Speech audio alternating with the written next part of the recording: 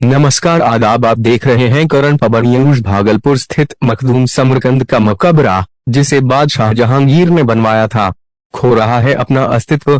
Current bureau Saeed Anwar के साथ।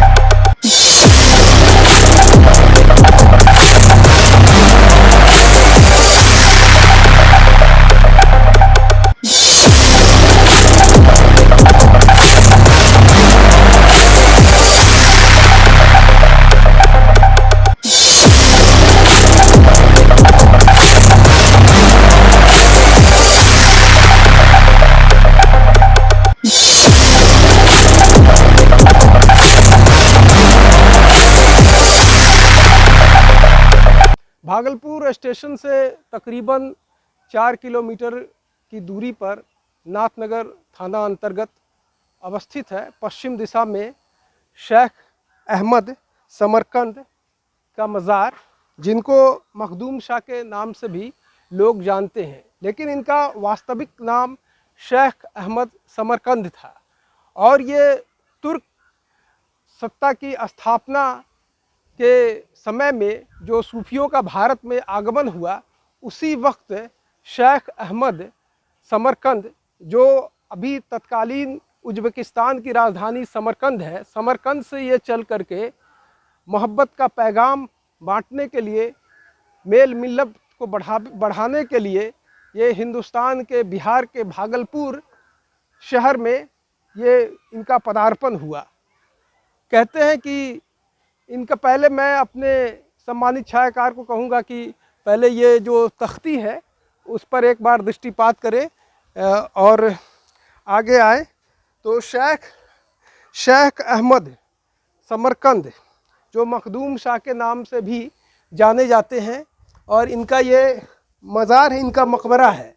ये तकरीबन 12वीं शताब्दी में 1194-1193 के वक्त मोहम्मद गौरी के वक्त ये भारत आए थे और भागलपुर के ही ये होकर के रह गए। और इसके बाद इनका जो विशाल है, इनका देहांत जो है 1205 में, यही जो पीछे आप देख रहे हैं जमुनिया नदी, चंपा नदी जो गंगा की सहायक नदी है, यहीं पर इन्होंने विशाल फरमाया, यहीं पर इनका निधन हो गया और यहीं पर इनको सुपुर्द खाक कर दिया, यहीं इनकी कब्र थी।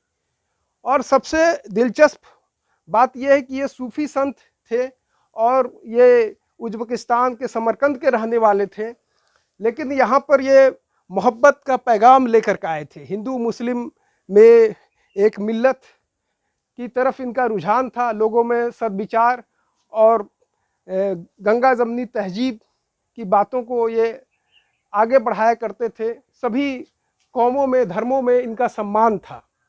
जब इनका देहांत हो गया तो 400 साल बाद, और सबसे पहले मैं ये बताऊंगा कि ये जो इनका मज़ार है तकरीबन 30 फीट की ऊंचाई पर एक वर्गाकार चबूतरे पर अवस्थित है।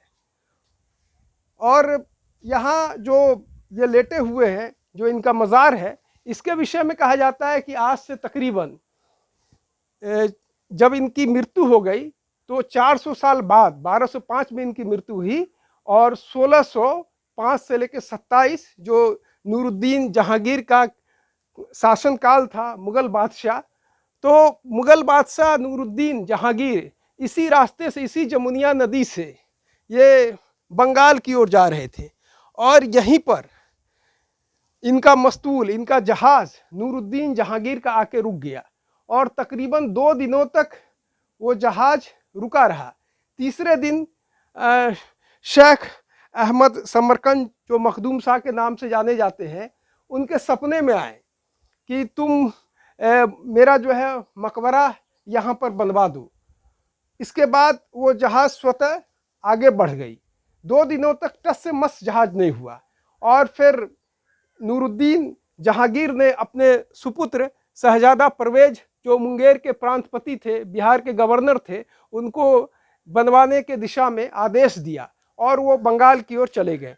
जब नूरुद्दीन जहांगीर वापस में आए तो यहाँ पर इनके स्वागत सम्मान के लिए तुरही यहाँ के स्थानीय मुकामी लोग बजा रहे थे। तो नूरुद्दीन जहांगीर ने पूछा कि ये किस चीज़ की आवाज़ आ रही है। तो लोगों ने कहा, उनके सेनापतियों ने, उनके वजीर ने, कि आपके सम्मान में ये तुरही बजाया जा रहा है।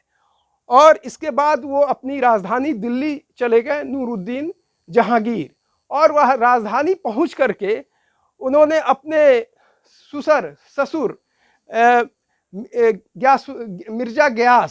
मिर्जा गयास बेग, जिसको इतिहास में एतमादुद्दौला के नाम से, लक़ब से भी जाना जाता है, एतमादुद्दौला, जो नूरजहां के पिता थे, और जहांगीर के ससुर मिर्जा गयास बेग को भागलपुर भेजा गया मकबरे के डेवलपमेंट को देखने के लिए। तामीरी काम कहाँ तक पहुँचा है, कहाँ तक बना है, उसको देखने के लिए भेजा गया मिर्जा गयास बेग को।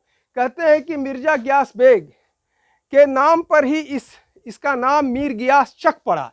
हालांकि अपभ्रंशित रूप में इसे मुर्गिया चक कहते हैं, लेकिन ये मीर गियास चक है। इनका जो मज़ार है, मकबरा जो अवस्थित है, मीर गियास चक में ही है। इसके बाद ये कहा जाता है कि मीर गियास बेग मस्कंद बरारी में और मीर गियास चक में 2 दिनों तक, मस्कंद बरारी में 2 दिनों तक क़याम किया, यहाँ भागलपुर में रहे। ये नूरुद्दीन जहांगीर के ससुर साहब।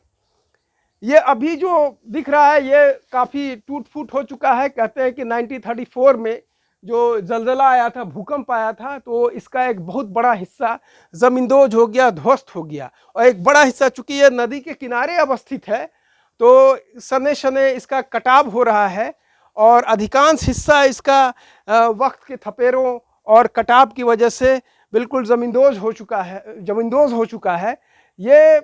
ये जो मखदूम शाह जो हैं, ये शेख अहमद समरकंदी जो हैं, इनके विषय में कहा जाता है कि ये बहुत जलाली थे और इनके कब्र के ऊपर से, इनके मकबरा के ऊपर से अगर कोई परिंदा भी उड़ जाया करता था तो जल जाया करता था। हालांकि अभी इस तरह का कोई भी बात नहीं है, मेरा काम किसी अज्ञानता और किसी अंधविश्वास को फैलाना नहीं है, लेकिन कहते हैं कि इस तरह का होता था, लेकिन अब इस तरह का कुछ नहीं दिखता है।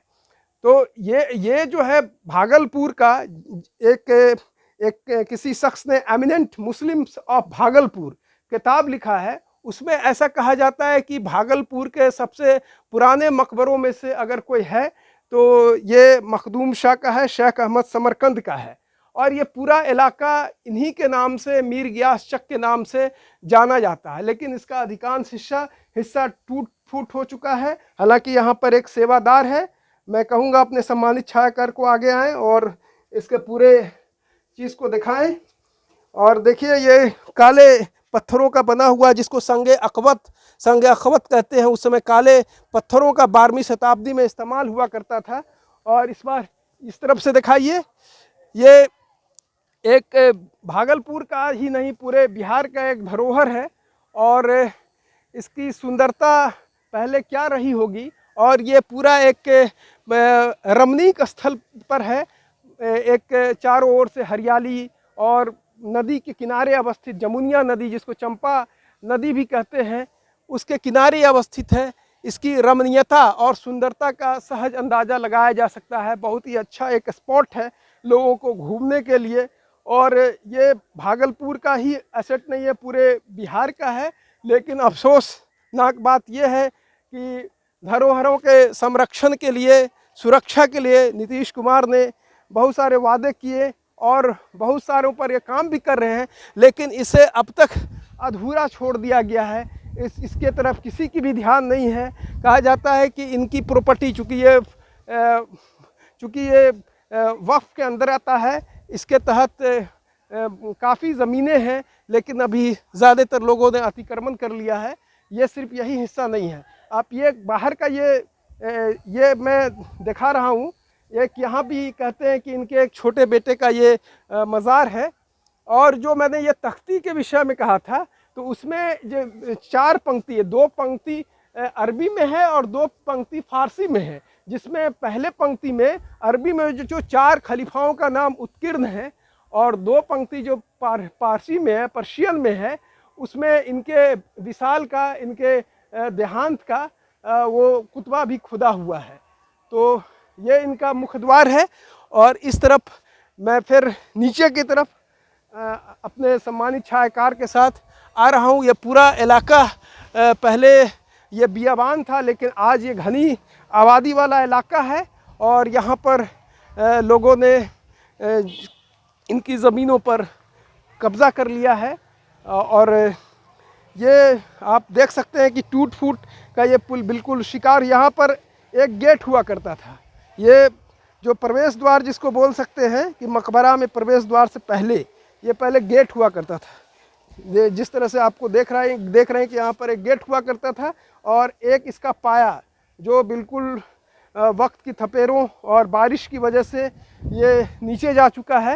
हालांकि इस मकबरा को बने तकरीबन ये 1200 में 1605 से लेकर 1627 के बीच में ये कभी बना होगा। आज ये लगभग 400-450 साल होने को जा रहा है, लेकिन इसका अधिकांश हिस्सा ज़मींदोज हो चुका है। और मैं अपने सम्मानित छायाकार को कहूँगा कि थोड़ा नीचे का नज़ारा दिखाइए। मकबरा से नीचे आने के क्रम में किस तरह से ये पत्थर की बनी हुई ये सीढ़ियाँ हैं और इसी से लोग ऊपर चढ़ करके, अगर ज़मीन से आप इनके मकबरा तक पहुँचेंगे तो ये 25 फीट या 30 फीट का होगा। तो इसी के साथ मैं आपका दोस्त सईद अनवर इस वीडियो को ज़्यादा से ज़्यादा शेयर करें, लाइक करें, सब्सक्राइब करें। अगर अच्छा लगा हो तो इसे ज़्यादा से ज़्यादा लोगों तक पहुँचाएँ। धन्यवाद। फिर मिलेंगे एक नए वीडियो।